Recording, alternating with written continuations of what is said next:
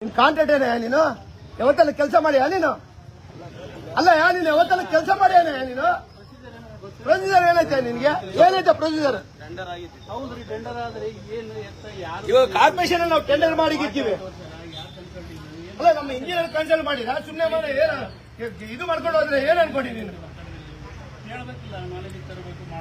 ಇಲ್ಲ ಸರ್, ನಾನು ಹಿಂಗ್ ಹೋಗ್ತಿದ್ದೀನಿ ನೋಡ್ತಿದ್ದೀನಿ ಸುಮ್ಮನೆ ಕೆರೆಗದಾರ ಏನ ಇಷ್ಟು ಒಳ್ಳೆ ರೋಡ್ ಅನ್ನ ಯಾವ ಪರ್ಮಿಷನ್ ಕೊಟ್ಟಾರ ನೀನು? ಏನ್ ಪರ್ಮಿಷನ್ ಸರ್? ಯಾರು ನೋಡಿ ಕರೆಸಿ ಇಂಟಿಮೇಷನ್ ಇಲ್ಲ ನಮ್ಮ ಕಾರ್ಪೊರೇಷನ್ಗೆ. ಅವ್ನು ಇವನಿಗಂತ ಸದಾನ ಕೆರೆಡಿ ಅಲ್ಲ ಕೆರೆಡಿ ಕರೆಸು.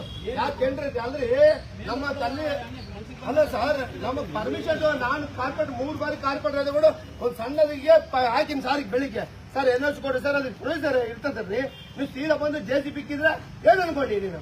ಏನ್ ನಿಮ್ಮ ಮನೆ ಅತ್ತೆ ಮಾವ ಮನೆ ಅನ್ಕೊಂಡೆ ಸರ್? ಇನ್ಮೇಲೆ FIR ಮಾಡಿ ಸರ್, ನಾನು ಬರ್ತೀನಿ ಸ್ಟೇಷನ್ಗೆ.